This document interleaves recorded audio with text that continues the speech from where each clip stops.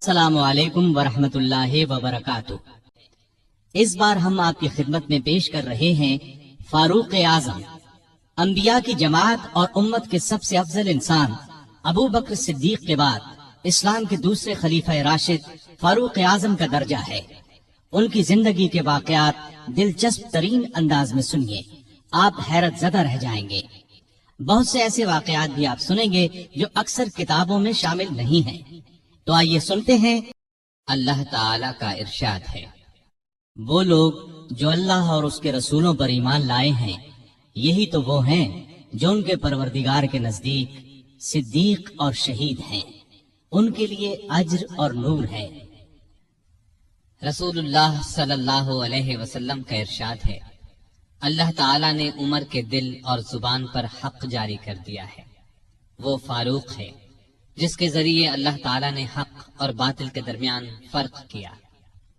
جماعت اصحاب روشن ستارے ہیں، آسمان پر موجود ستاروں کی روشنی کم و بیش ہے۔ یہی مثال صحابہ کرام رضی اللہ عنہم کی ہے، لیکن ہیں سبھی روشن۔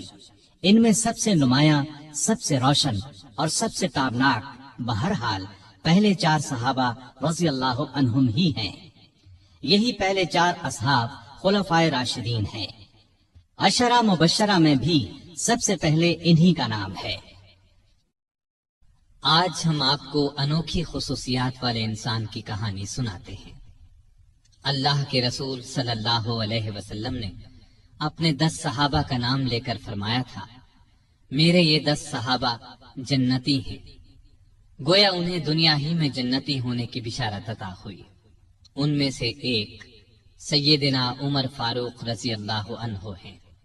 انبیاء کی جماعت کے بعد اور مسلمانوں کے پہلے خلیفہ راشد یار غار سیدنا ابو بکر کے بعد اس دنیا میں سب سے زیادہ فضیلت دوسرے خلیفہ راشد سیدنا عمر فاروق ہی کو حاصل ہے۔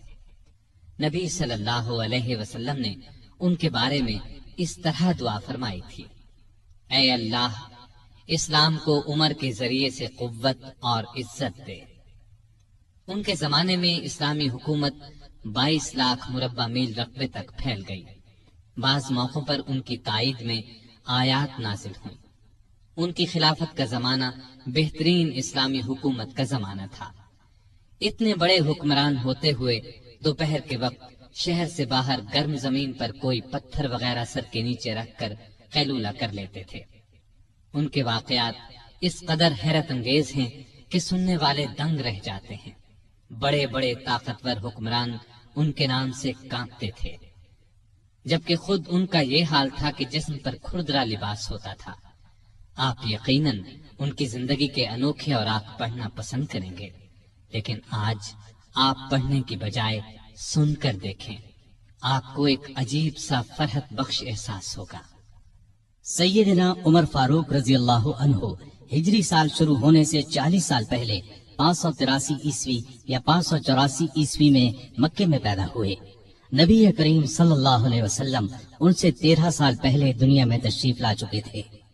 والدین نے نام عمر رکھا، کنیت ابو حفص تھی، لقب فاروق تھا، یعنی حق اور باطل میں فرق کرنے والا۔ یہ لقب انہیں نبی کریم صلی اللہ علیہ وسلم نے عطا فرمایا۔ حضرت عمر کا سلسلہ نسب 8ویں پشت میں نبی کریم سے جا ملتا ہے۔ آپ نے دنیا میں آنکھ کھولی تو مکے میں قریش کی سرداری تھی۔ یہ قبیلہ اسماعیل علیہ السلام کی اولاد سے تھا۔ قریش کے آگے چل کر 10 کے قریب قبیلے بن گئے۔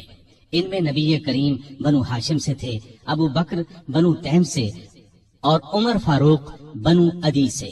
10 کے 10 قبیلوں کے سپرد الگ الگ کام تھے۔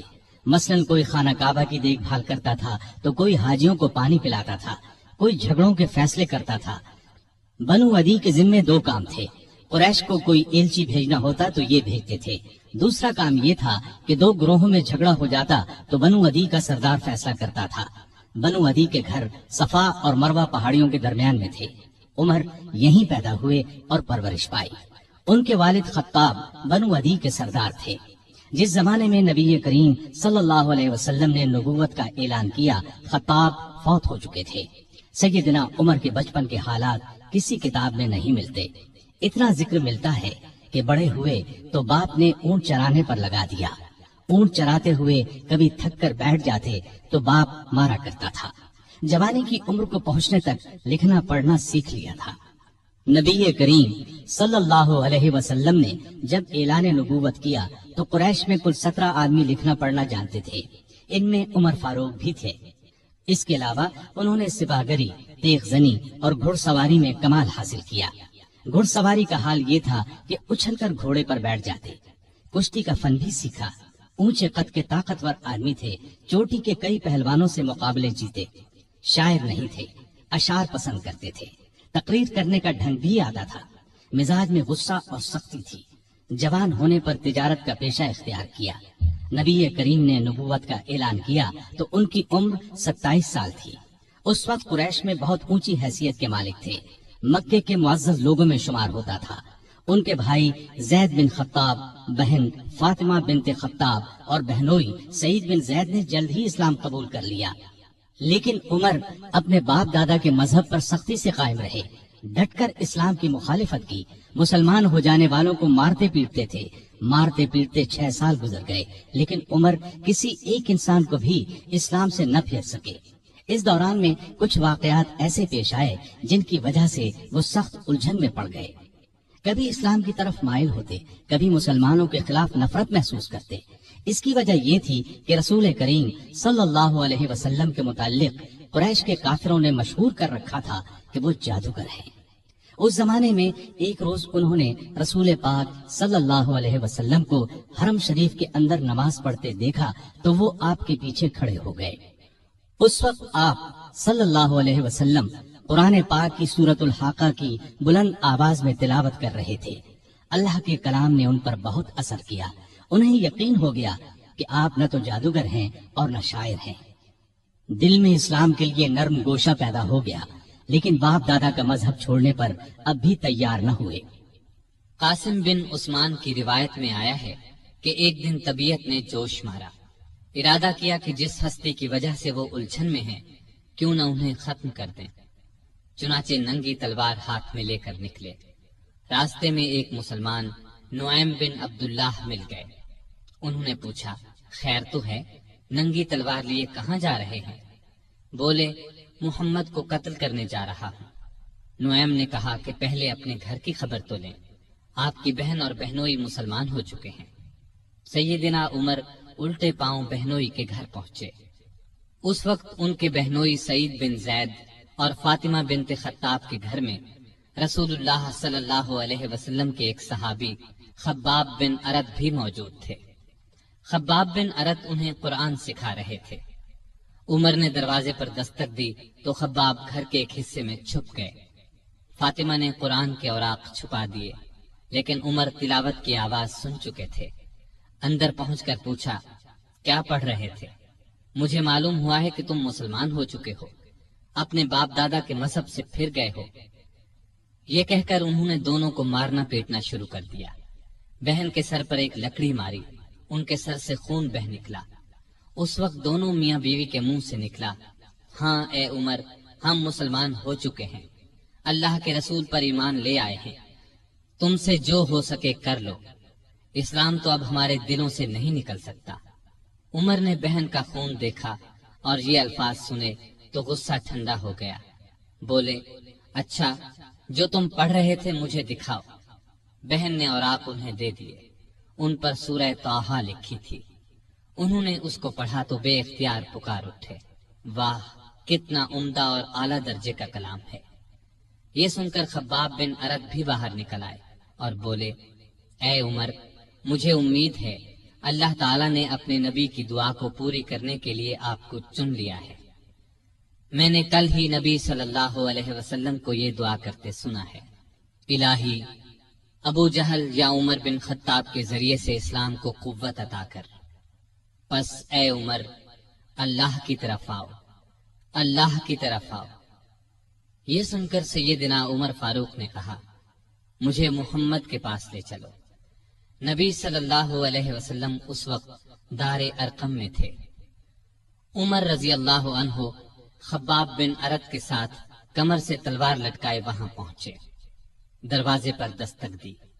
ایک صحابی نے اندر سے ایک جھری میں سے جھانک کر آپ صلی اللہ علیہ وسلم کو بتایا، باہر عمر تلوار کمر سے لٹکائے کھڑے ہیں، نہ جانے کس ارادے سے آئے ہیں۔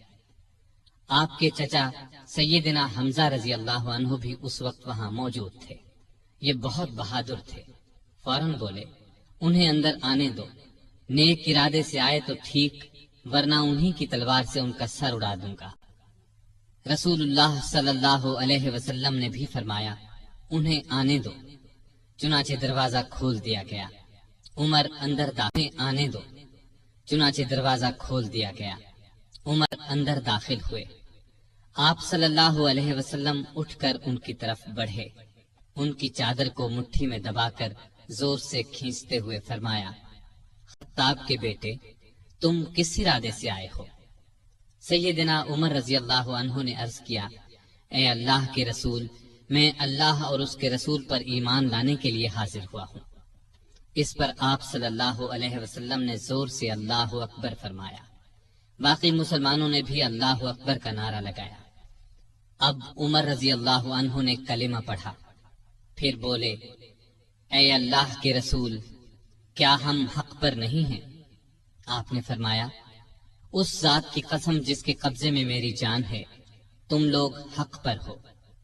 یہ سن کر سیدنا عمر فاروق نے عرض کیا، جب ہم حق پر ہیں اور کافر غلط راستے پر، تو پھر اپنا دین کیوں چھپائیں؟ آپ نے فرمایا، اے عمر، ابھی ہماری تعداد تھوڑی ہے اور تم دیکھ رہے ہو کہ ہم کن حالات سے گزر رہے ہیں۔ سیدنا عمر نے یہ سن کر فرمایا، اس ذات کی قسم جس نے آپ کو نبی بنا کر بھیجا ہے، میں اسلام لانے سے پہلے جن لوگوں میں اٹھتا بیٹھتا تھا، اب مسلمان ہو کر ان کے سامنے جاؤں گا۔ اس پر تمام مسلمان دار ارقم سے 2 صفیں بنا کر نکلے اور کعبے کی طرف روانہ ہوئے۔ ایک صف میں عمر تھے، دوسری میں حمزہ۔ سب نے مسجد حرام میں نماز ادا کی۔ قریش نے یہ دیکھا تو طیش میں آ گئے۔ اس وقت تو کچھ نہ کہا، جب عمر تنہا نظر آئے تو ان پر حملہ کر دیا۔ انہوں نے بھی ڈٹ کر مقابلہ کیا۔ آخر کافر انہیں چھوڑ کر چلے گئے۔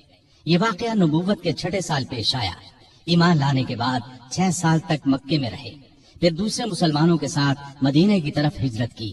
ایسے میں کفار کو مخاطب ہو کر فرمایا، میں آج مکے سے جا رہا ہوں، کسی میں ہمت ہے تو مجھے روک کر دکھائے۔ کوئی آگے نہ آیا۔ اس طرح آپ قباء پہنچے۔ پھر نبی کریم صلی اللہ علیہ وسلم اور ابو بکر ہجرت کر کے وہاں تشریف لائے۔ مسجد قباء کی تعمیر کے بعد سب نے مدینے کا رخ کیا۔ ہجرت کے وقت سیدنا عمر فاروق کی عمر 40 سال کے قریب تھی۔ اس کے بعد وہ 23 برس اس دنیا میں رہے۔ یہ سارا زمانہ مدینے میں گزارا، مسجد نبوی کی تعمیر میں حصہ لیا۔ آپ صلی اللہ علیہ وسلم نے مہاجرین اور انصار میں بھائی چارہ کرایا تو ادبان بن مالک کو ان کا بھائی بنایا۔ انہوں نے اپنا نصف مکان انہیں دے دیا۔ عبداللہ بن زید نے خواب میں اذان کے الفاظ سنے۔ انہوں نے یہ الفاظ نبی کریم صلی اللہ علیہ وسلم کو سنائے تو آپ صلی اللہ علیہ وسلم نے سیدنا بلال کو حکم دیا، اذان کہیں۔ جو ہی انہوں نے اذان شروع کی، سیدنا عمر فاروق اپنی چادر گھسیٹتے ہوئے آئے اور بولے، اے اللہ کے رسول صلی اللہ علیہ وسلم، اس ذات کی قسم جس نے آپ کو نبی بنا کر بھیجا ہے، میں نے بھی بالکل یہی الفاظ خواب میں سنے ہیں۔ یہ سن کر آپ بہت خوش ہوئے۔ آج تک اذان انہی الفاظ میں دی جا رہی ہے اور قیامت تک دی جاتی رہے گی۔ ہجرت کے دوسرے سال بدر کی لڑائی پیش آئی۔ سیدنا عمر فاروق بھی اس غزوے میں شریک ہوئے۔ اس غزوے میں انہوں نے ایک نامی بہادر عاص بن ہشام کو قتل کیا۔ یہ رشتے میں ان کا ماموں تھا۔ اگلے سال احد کی لڑائی ہوئی۔ سیدنا عمر اس لڑائی میں بھی شریک ہوئے۔ بدر کی لڑائی میں عمر فاروق کی بیٹی سیدہ حفصہ بیوہ ہو گئی تھی۔ نبی کریم صلی اللہ علیہ وسلم کی خواہش پر سیدنا عمر نے ان کا نکاح آپ سے کر دیا۔ اس طرح وہ رسول کریم صلی اللہ علیہ وسلم کے سسر بنے۔ ان کی بیٹی کو مومنوں کی ماں کا درجہ حاصل ہوا۔ ہجرت کے 5ویں سال شوال میں خندق کی لڑائی پیش آئی۔ سیدنا عمر نے بھی خندق کھودی۔ خندق کے ایک حصے کی حفاظت سیدنا عمر کے سپرد کی گئی۔ بعد میں اس جگہ ان کے نام سے مسجد تعمیر کی گئی جو آج بھی موجود ہے۔ ہجرت کے 6 سال نبی کریم صلی اللہ علیہ وسلم نے کعبے کی زیارت کا ارادہ فرمایا۔ آپ 1400 सहाबा के साथ रवाना हुए। उनमें सैयदना उमर भी थे। हुदैबिया के मकाम पर काफिरों से जो मुआहदा हुआ तो कुछ दूसरे सहाबा के साथ वो सैयदना उमर पर भी गिरा गुजरा।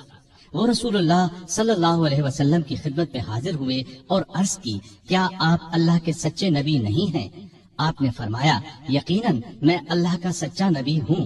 कहा, क्या हम हक पर और हमारा दुश्मन बातिल पर नहीं है? आपने फरमाया, हम हक पर और हमारा दुश्मन बातिल पर है। कहा, ऐ अल्लाह के रसूल, जब हम हक पर और हमारा दुश्मन बातिल पर है तो फिर दबकर क्यों सुलह करें? आपने फरमाया, मैं अल्लाह का रसूल हूँ, अल्लाह के हुक्म के खिलाफ नहीं करता, वही मेरा मददगार है। सैयदना उमर फिर अबू बकर सिद्दीक के पास गए और उनसे भी यही कहा तो उन्होंने फरमाया, ऐ जवान, बिला शुबा नबी करीम सल्लल्लाहु अलैहि वसल्लम अल्लाह के रसूल हैं। वो अपने रब की नाफरमानी नहीं कर सकते और वही उनका नासिर व मददगार है। बस उनकी रिकाब को थामे रहो, यानी हर मामले में उनकी फरमाबरदारी करो।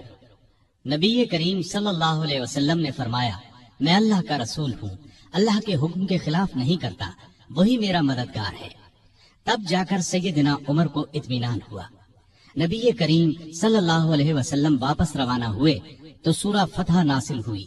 आपने सैयदना उमर को बुलाकर अल्लाह ताला का ये इरशाद सुनाया कि हमने आपको खुली फतह अदा की। साथ ही आपने फरमाया, मुझ पर आज ऐसी सूरत नाजिल हुई है जो मुझे इस दुनिया से ज्यादा प्यारी है। सैयदना उमर रजी अल्लाह अन्हु ने हुदैबिया की सुलह के मौके पर जो गुफ्तगू की थी वो खुलूस नीयत पर मबनी थी। फिर भी उन्हें तमाम जिंदगी इस बात का अफसोस रहा कि क्यों उन्होंने इस तरह के सवाल जवाब किए। इसके बदले में उन्होंने बहुत से रोजे रखे, कई गुलाम आजाद किए और बहुत सी नफल नमाजें पढ़ी। हिजरत के 7वें साल खैबर की लड़ाई हुई। इसमें भी सैयदना उमर रजी अल्लाह अन्हु शरीक थे। ज़िक़ाद 7 हिजरी में नबी सल्लल्लाहु अलैहि वसल्लम उम्रे के लिए तशरीफ ले गए। 2000 मुसलमान आपके साथ थे। सैयदना उमर भी उनमें शामिल थे। ज़ाते सलासिल की जंग में भी शरीक हुए। सलासिल जगह का नाम है, या उस मकाम पर कबीला जुजाम का एक चश्मा था जिसका नाम सलसल था। मुसलमान लश्कर इसी चश्मे पर उतरा था, इसीलिए इस गज़वे को ज़ातुस सलासिल कहा जाता है। 8 हिजरी 10 रमजान को रसूलुल्लाह सल्लल्लाहु अलैहि वसल्लम 10,000 हथियारबंद सहाबा के साथ मदीने से मक्के की तरफ रवाना हुए। उनमें सैयदना उमर भी शामिल थे। मक्के से कुछ फासले पर आप सल्लल्लाहु अलैहि वसल्लम ने पड़ाव डाला। इस मैदान का नाम अब वादिये फातिमा है। कुरैश के सरदार अबू सुफियान ने 2 आदमियों को हालात मालूम करने के लिए भेजा। फिर अबू सुफियान खुद नबी करीम सल्लल्लाहु अलैहि वसल्लम की खिदमत में हाजिर हुए। ऐसे में सैयदना उमर रजी अल्लाह अन्हु ने अर्ज किया, ए अल्लाह के रसूल, मुझे इजाजत दें, मैं अबू सुफियान का सर उड़ा दूं।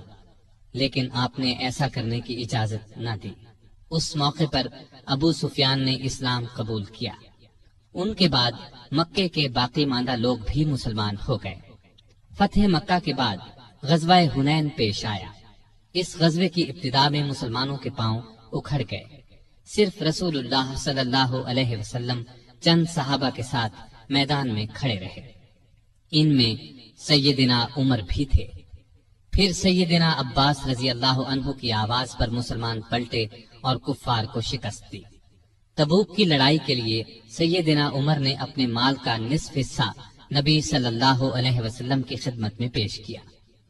हज्जतुल वदा के मौके पर भी सैयदना उमर साथ थे। इस हज के बाद ही आप सल्लल्लाहु अलैहि वसल्लम इस दुनिया से रुखसत हुए। सफर 11 हिजरी में आप सल्लल्लाहु अलैहि वसल्लम ने उसामा बिन जैद को इस्लामी लश्कर का सिपाह सालार मुकर्रर किया और हुक्म दिया कि जाकर रूमियों से मूता की लड़ाई का बदला ले। मूता की लड़ाई हिजरत के 8वें साल में हुई थी। इसमें उसामा के वालिद जैद और बहुत से सहाबा रजी अल्लाह अन्हुम शहीद हो गए थे। चुनाचे आपने ये लश्कर रवाना फरमाया। इसमें बड़े बड़े सहाबा के साथ सैयदना उमर भी शरीक थे।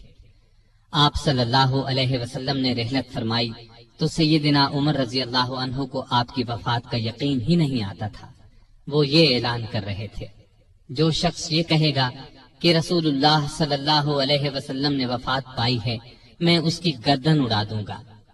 پھر ابو بکر رضی اللہ عنہ کے سمجھانے پر یقین آیا کہ نبی صلی اللہ علیہ وسلم رحلت فرما چکے ہیں۔